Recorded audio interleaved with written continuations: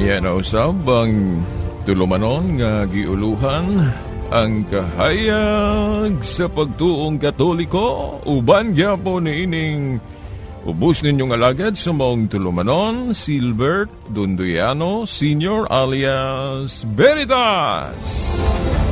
Okay, sige hapon ang mag-auban nato dinhi sa istasyon ng atong mga kasamang radyoman sa technical side, si kasamang Danny Luod o gusab si kasamang radyoman Dax Ilumba.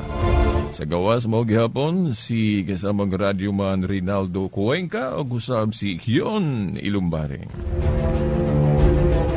Kasi unang patimbaya sa gyapon sa atong amahan dinhi sa istasyon ng atong station manager, si kasamang radyoman Edgar Dagumo o bana sa iyang mga kaubang pagka-radyoman. Okay, ng atong pizza karon Marso 1, no? Marso 1 sa bulan sa bulan sa Marso, pizza 1 tuig 2020. Kapoy siguro. Okay, no, unang adlaw sa maong bulan, no? Bulan sa Marso. O pahinumdum pod alang natong mga Katoliko nga unang Domingo ron sa atong Kwaresma, no? First Sunday of Lent. Okay, hinaot nga naagihapon ta sa kana bang pamalandong, no? Sa mas gibuhat atos miaging tuig ato na usab nga buhaton karon matag Kwaresma ang halawom kaayong pagpamalandong. Ug ako mo suggest ninyo nga atong i-recollect ba ang atong mga gibuhat kung natakdo ba sa atong pagtuo. Kay sa akong reflection, no, ato yung pamalandungan og ayaw kung ato bagyong nakinabuhi o nabuhat ang atong tahas isip mga Kristohanon, isip matuhuon sa Dios.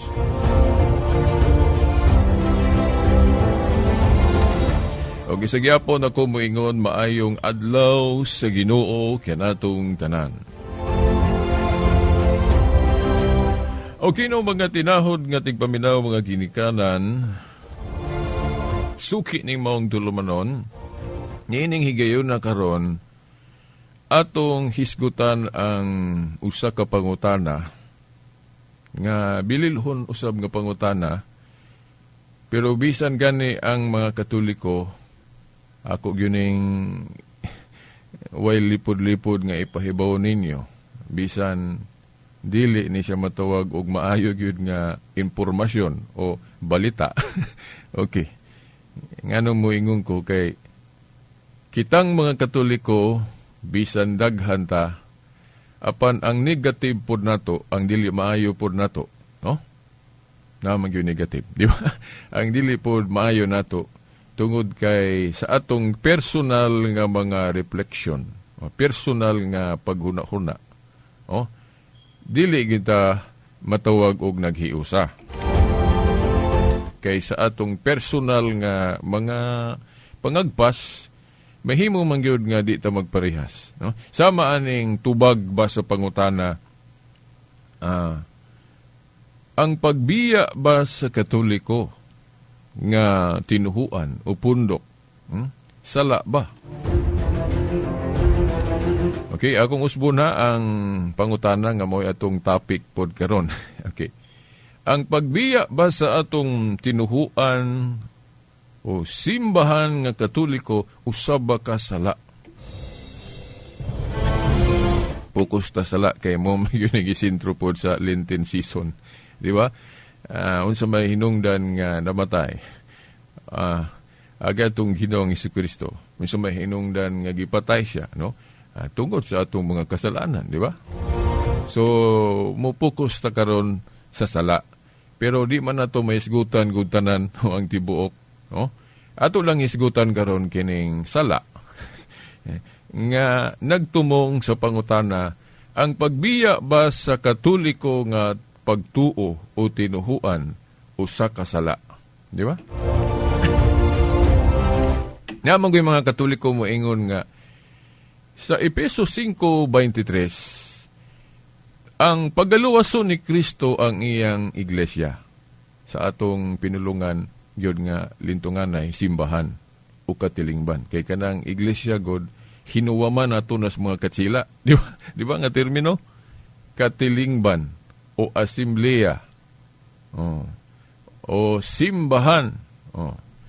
Mao nay atong hubad sa kinatsila nga iglesia.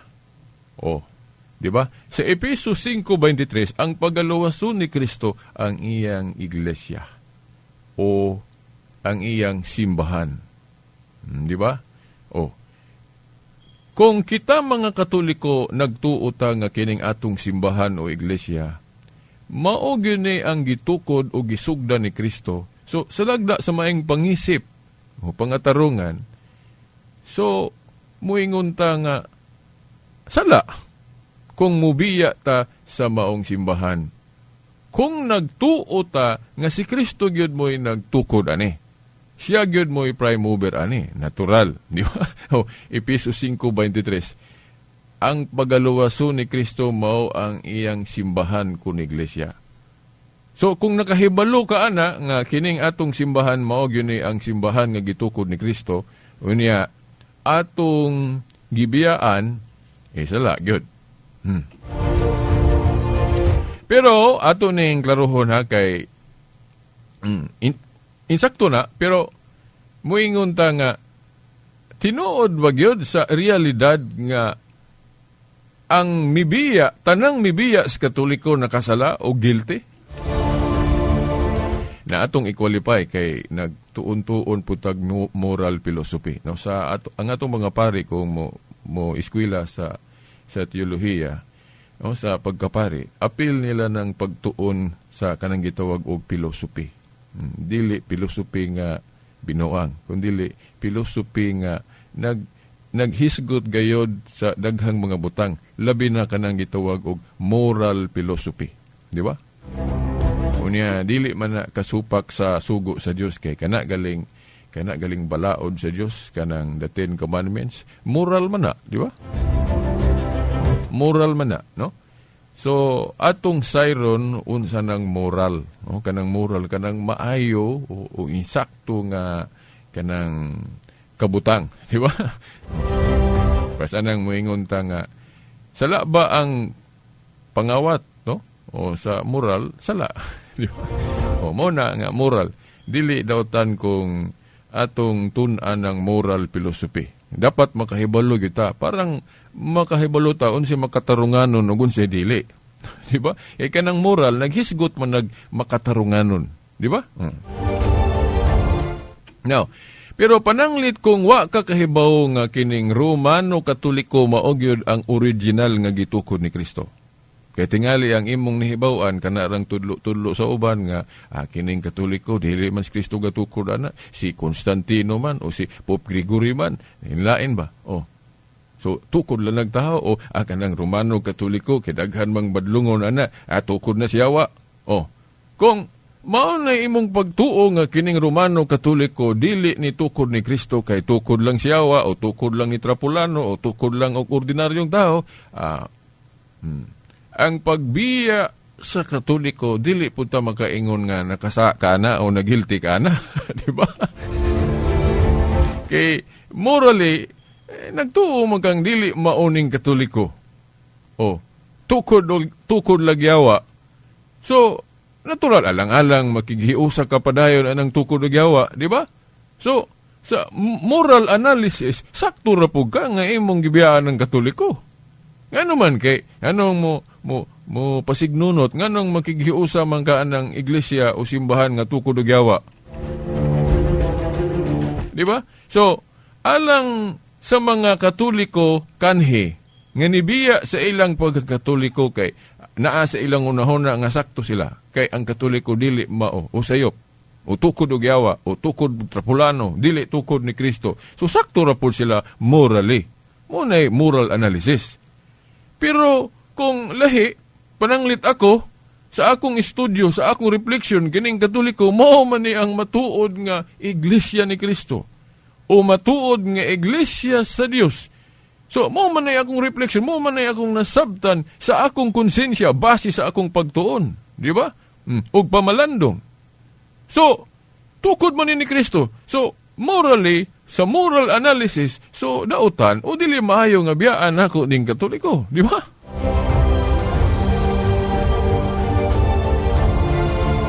So, depende na. So, pahinumdom sa mga Katoliko ha, case-to-case basis na. Depende na sa estado sa atong mind o pagbati, no?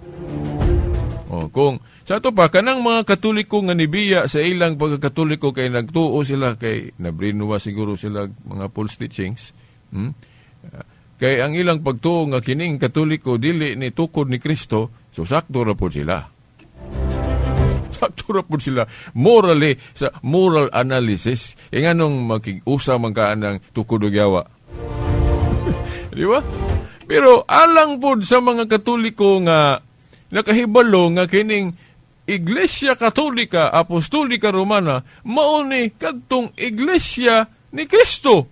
No, kanang sa Roma 16:16 o Iglesia sa Dios, no, kanang gihisgutan ni Pablo sa unang Korinto 1:2. Kung mauna, usara na, no, now, dili pod maayo nga biyaan nato ang Katoliko.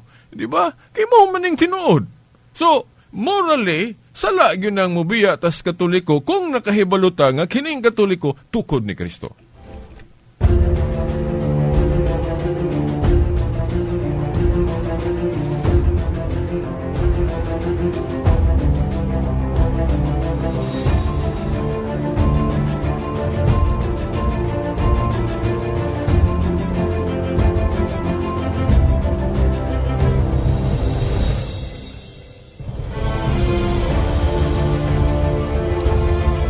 Okay, mo pugnit ang tudling sa Biblia. Kaya narabay uban, di gyud mo tuo kung di ta mo pugnit o teksto sa Biblia.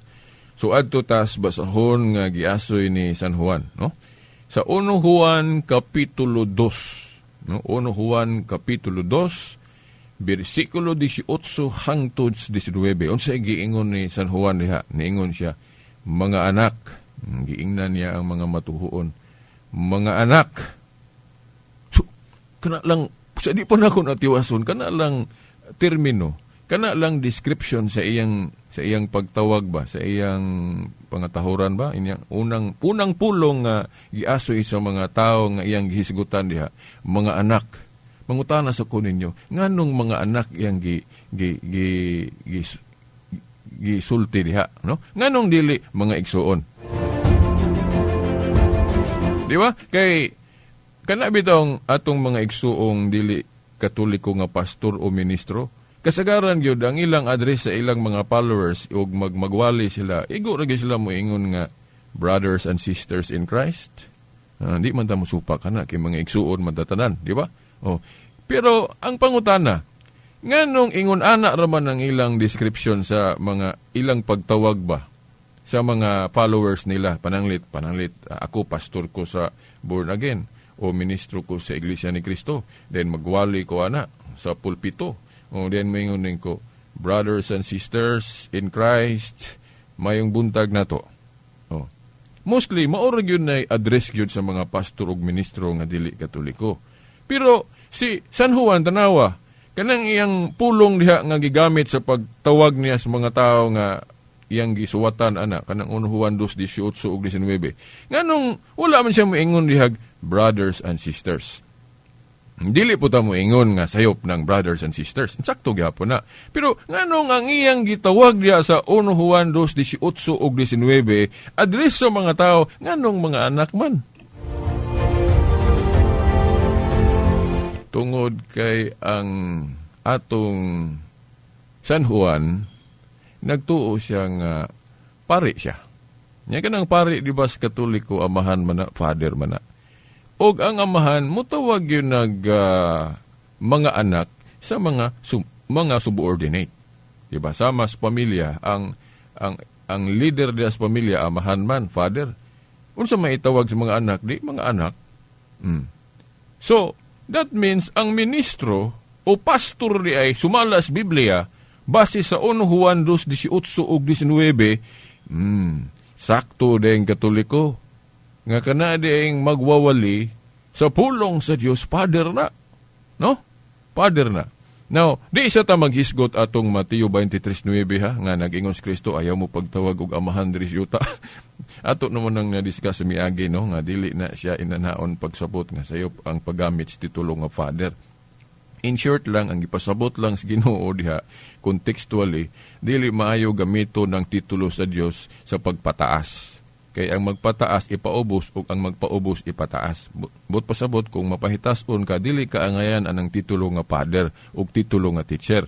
Dili na sabton nga sayop gyud ang pagtawag anang titulo sa tao, no, titulo nga father ug teacher, di ba? Kay anong gigamit man nato na sa eskwelahan pod, teacher man natong gitawag sa atong mga maestro. Unya, father pud ang atong itawag sa kanang leaders pamilya, no? Nga titulo man as Dios. So, di siya tamo taas anak kay dili man namo atong isyu. Yan na lang. Kanang 1 Juan 2:18 ug 19, wala mahadlok si San Juan sa iyang pagtawag sa mga sakop nga iyang gisuwatan. Gani universal letter man na kay dili man na ga-address sa usalang kadapit, no? Universal letter. Sa to pa Catholic letter. Kay universal means Catholic sa Greek, di ba? Nga address na sa tanan. So, ingon siya nga, mga anak. So, nga nung dili man siya mahadlok, mutawag og mga anak sa mga followers. Ay, kung ingna, kanang iyang giingnan dihang mga anak-anak na niya sa unod. Di ba? Mga followers man na. So, therefore, masabta na nato sa atong panahon ron, nga, kinsa man ang grupo nga ang ilang leader, ang ilang mga mensahero, father. Kay si San Juan, wa man siya mahadlok pagtawag og mga anak sa mga followers. Di ba? So, kanana, nagpasabot na nga ang simbahan tukod ni Kristo Katoliko. Di ba? Kay si San Juan, Katoliko. Masabot nga naman kay di man siyang mahadlok og mutawag og mga anak sa mga igsoon sa pagtuo. Wata mo ingon nga sayop ng pagtawag og mga igsoon sa pagtuo. Wata mo ingon na. Okay gihapon na. Pero ang Katoliko mao gyud nagtudlo nga kanang mga leader sa simbahan pwede po na ilhon natog mga father kay mga leader man. Basta leader gani, amahan mangyud ang laing description ana kay kana kung leader god nato god figure man gud na sa pagka-father sa Dios. So dili lang pod sabton nga pag-ingon gid atog father ng pari nga literal na nga mao na ang Dios, dili. Figurative lang na.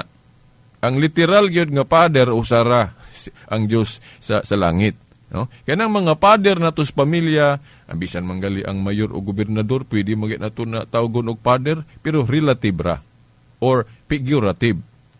Kay kanang atong mga leader, figure man na sa pagka father sa Dios, di ba? Di ba? Kay kanang mga leader dapat salamin na sa Dios, di ba? So figure. So atong mga pari nganong father na kay figure man na sa Dios. But pasabot ang pari example. Kay mo gay manguna dia sa simbahan, di ba? Pero di but sabton nga literal gyud nga Dios na pod ang pari. Dili. Niasa man mabasa sa Biblia nga ang apostol pari. Now basahan ninyo ang Roma 15:16.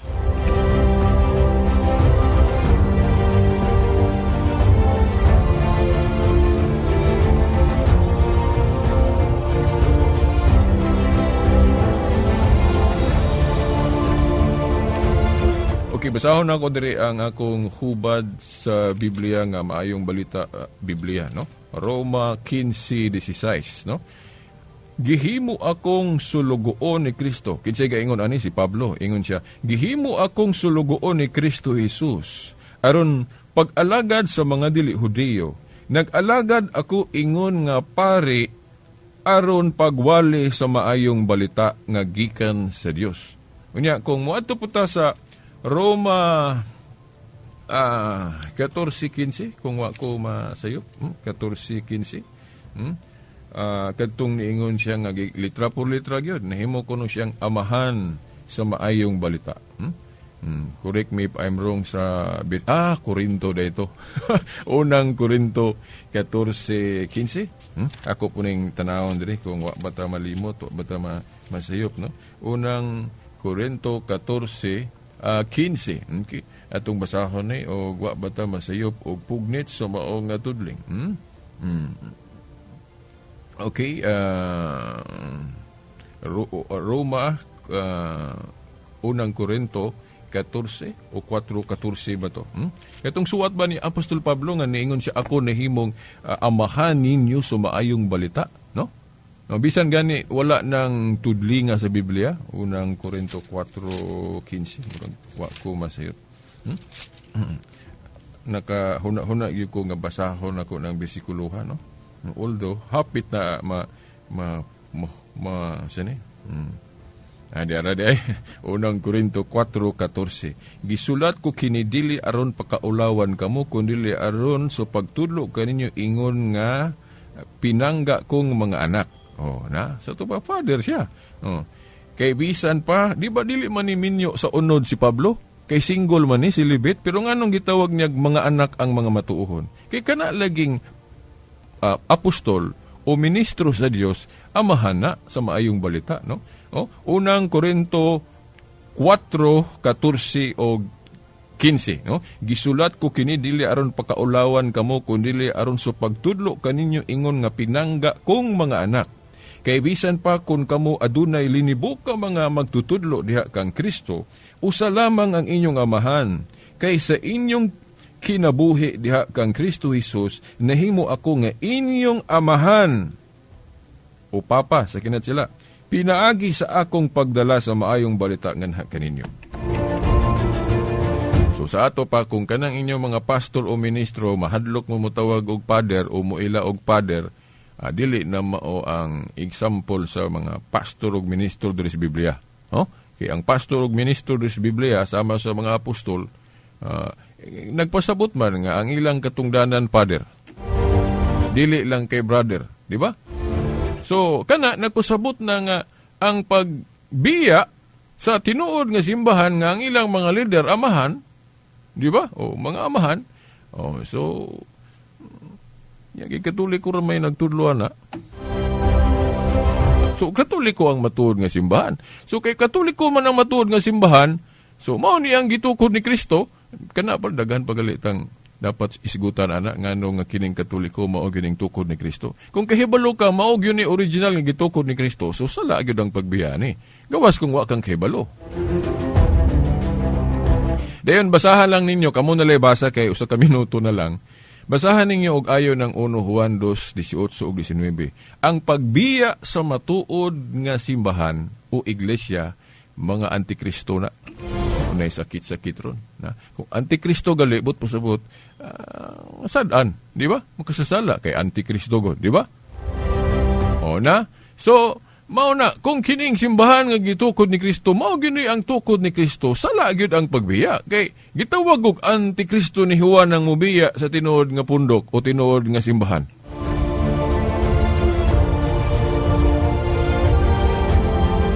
Karon kay daghang mga nagkompetensya hinon aning Katoliko. Yan nga dato ra ba na sila, no? Na wa na tay igong panahon hangtod lang pod sa sunod Domingo, no?